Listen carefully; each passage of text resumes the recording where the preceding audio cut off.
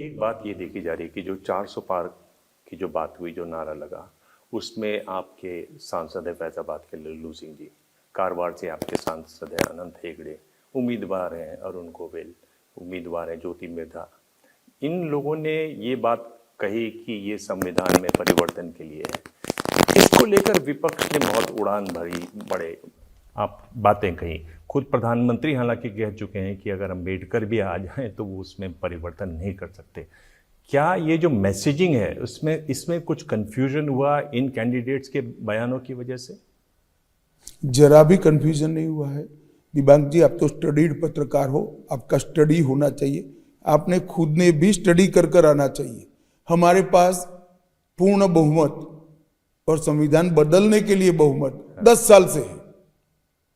हमने पूर्ण बहुमत का क्या गलत इस्तेमाल किया?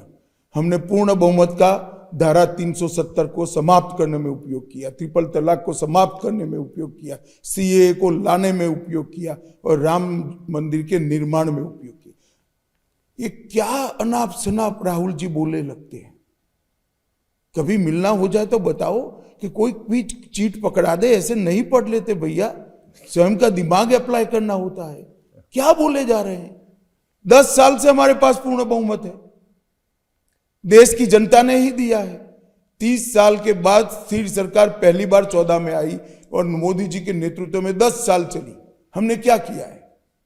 हमने गरीब, दलित, आदिवासी, पिछड़े, उनको मजबूत किया है।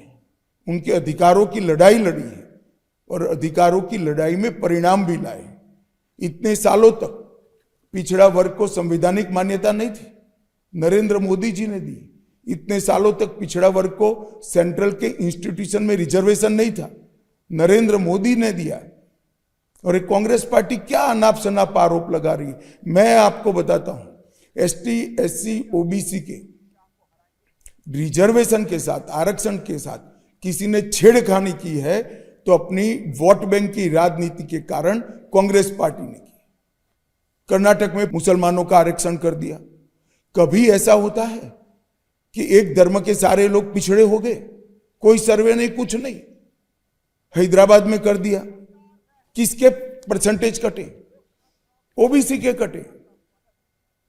एसटी, एससी और ओबीसी का आरक्षण डाइल्यूट करने का काम आजादी के बाद अगर किसी एक पार्टी ने किया है तो कांग्रेस पार्टी ने किया, मुस्लिम आरक्षण देने के लिए।